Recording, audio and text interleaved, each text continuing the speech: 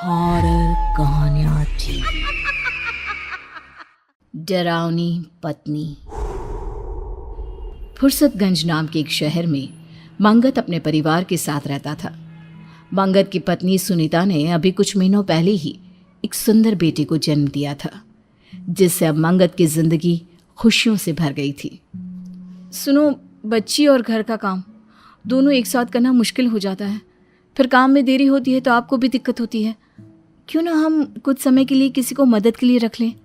ठीक है। मंगत और सुनीता ने यह निर्णय लिया ही होता है कि कुछ दिनों बाद शांता वहां काम मांगने आती है और मंगत शांता को अपने घर में काम पर रख लेता है। शांता कुछ ही दिनों में घर का सारा काम ठीक तरह से संभाल लेती है, जिससे सुनीता को अपने और बच्चे के लिए अच्छा खासा वक्त मिलने लगता है। एक सुबह सुनीता जॉगिंग के लिए घर से बाहर जा रही होती है, तभी दरवाजे के सामने उसे कुछ चमकता हुआ रखा दिखाई देता है। वो उसके पास जाती है। अरे, ये नींबू तो सोने की तरह चमक रहा है। कहीं सच में सोने का नींबू तो नहीं? रख लेती हूँ, बाद में इसकी जांच करा लूंगी। सुनीता नींबू को उठाकर अपनी अलमारी में रख देती है और जॉगिंग पर चली जाती है। दिन बीतता है, सब काम सही से चल रहे होते हैं। रात को सब खाना खा के सो जाते हैं, लेकिन बीच रात करीब 1 बजे सुनीता अचानक अपने बिस्तर से उठ खड़ी होती है और अपने बच्चे को लेकर घर के बाहर मौजूद कुएं के पास पहुंच जाती है। बच्चा जोर जोर से रो रहा होता है, जिसकी आवाज़ से मंगत की नींद भी खुल जाती है। अरे ये कहाँ रो रहा है? मंगत इधर उधर देखता है, पर बच्चा कहीं ना दिखने पर वो आवाज़ सुनते हुए दरवाज़ा खोल घर से बाहर निकल जाता है और सामने का नज़ारा देख उसकी आंखें फटी की फटी रह जाती है, जहां सुनीता बच्चे को गोद में लिए कुएं की दीवार पर खड़ी थी। ठहर जाओ सुनीता, ये तुम क्या कर रही हो? सुनीता मंगत की ओर देखकर कुछ अजीब तरह मुस्कुराने लगती है। मंगत तेजी से भागकर उसके पास जाता है और बच्चे को छीनकर सुनीता को दीवार से नीचे उतारता है। तुम्हारा दिमाग खराब हो गया है क्या? तुम बच्चे को लेकर यहाँ क्यों आई? आखिर तुम करना क्या चाहती थी? मंगत ये बोल ही रहा होता है कि सुनीता बेहोश हो जाती है। सुनीता की हालत देख मंगत को कुछ समझ में नहीं आता। वो उसे उठाकर कमरे में ले जाता है। आज से पहले सुनीता ने ऐसा कुछ नहीं किया। आखिर ये सब था क्या और क्यों? मुझे विशाल से बात करनी चाहिए। अगले दिन मंगत अपने मनोवैज्ञानिक दोस्त विशाल को फोन करके उसे सारी बात बताता है, जिसके कुछ ही देर बाद विशाल उनके घर पहुंच जाता है और सुनीता से बात करके उसके मन की दशा जानने की कोशिश करने लगता है। अरे तुम चिंता मत करो मंगत, घबराने वाली कोई बात नहीं है। ये स्लीप वॉकिंग का नतीजा हो सकता है। मैंने भाभी को दवाइयाँ दे दी हैं, अब मैं चलता हूँ, ध्यान रखना अपना।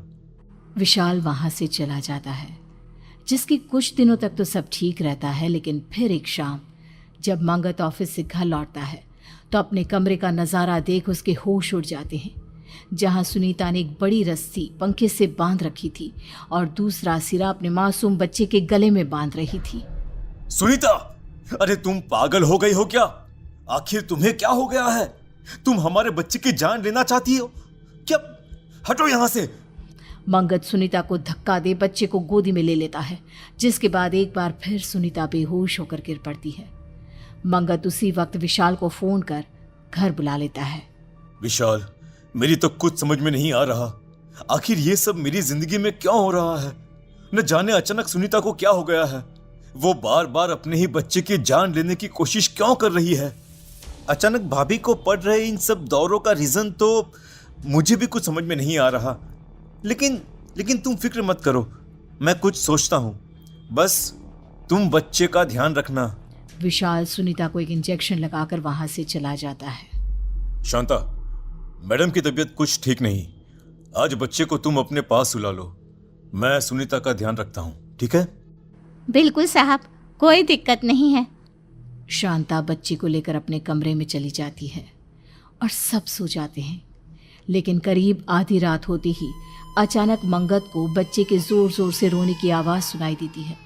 वो तुरंत उठकर देखता है तो सुनीता अपनी जगह पर नहीं होती। नहीं। मंगत भागता हुआ शांता के कमरे के पास पहुंचता है, लेकिन शांता और बच्चा उसे कहीं दिखाई नहीं देते। आखिर ये दोनों कहाँ गए? मंगत आवाज सुनते हुए घर में इधर उधर घूम रहा होता है। आवाज तो बेसमेंट से आ रही है। आखिर शांता बच्चे को लेकर बेसमेंट में क्या करने गई है? वो फौरन बेसमेंट में पहुंचता है, लेकिन वहां का नजारा देख उसके पैरों तले जमीन खिसक जाती है। शांता ने बच्चे को खून से बने एक गोले के अंदर लिटा रखा था और बगल में आग जलाकर वो जोर जोर से मंत्र पढ़ रही थी। शांता के खुले बाल, लाल सुर्ख आंखें देख डर से मंगत के मुंह से एक शब्द नहीं निकल पाया। वो हिम्मत कर चुपचाप धीरे धीरे बढ़कर बच्चे को उठाने की कोशिश करने लगा, लेकिन तुरंत शांता ने एक लोहे की रॉड से उसके सर पर वार कर दिया। मर गया। अरे अब मुझे कोई नहीं रोक सकता। खून से लथपथ मंगत किसी तरह अपना फोन निकाल विशाल को कॉल लगा देता है। दूसरी तरफ मंगत का बच्चा जोर जोर से रो रहा था और साथ ही शांता बिना रुके तेज आवाज में मंत्र पढ़े जा रही थी। ओम भट स्वाहा, अंकली कांकली स्वाहा, ओम भट स्वाहा, अंकली कांकली स्वाहा। कुछ देर बाद विशाल वहां आता है, पर शांता अपने मंत्रों में इतनी मग्न होती है कि उसका ध्यान उस पर नहीं जाता और इसी का फायदा उठाकर वो चुपके से लोहे के डंडे से शांता पर वार कर देता है और लपक कर उसे पकड़ रस्सी से बांधने लगता है। छोड़ मुझे, तू नहीं बचेगा, कोई नहीं बचेगा यहाँ, छोड़। शांता को रस्सी से बांध विशाल बच्चे को गोदी में उठा लेता है। अपने बच्चे की जान बचती देख मंगत राहत की सांस लेता है। इतने दिनों से मेरे घर में जो अजीबोगरीब घटनाएं हो रही थी, उसके पीछे मेरी पत्नी की मानसिक स्थिति नहीं, तेरा काला जादू था। बोल बोल, ये सब तूने ही किया है ना? बोल। हाँ, तूने बिल्कुल सही कहा, सब मैंने किया, और अगर आज ये बीच में नहीं आता तो मैं अपने मकसद में कामयाब भी हो जाती। एक मासूम बच्चे को मारकर आखिर तू कौन सा मकसद पूरा करना चाहती थी? कौन सा? कुछ सालों पहले मेरे बच्चे की मौत हो गई थी। अपनी काली विद्या की मदद से मैं इस बच्चे की बलि चढ़ा, इसके खून को अपने बच्चे की कब्र पर चढ़ा उसे जिंदा कर लेती, पर तूने मेरे बच्चे को फिर मार दिया। मैं इसका बदला जरूर लूंगी। विशाल और मंगत पुलिस को बुला लेते हैं और शांता को उनके हवाले कर देते हैं।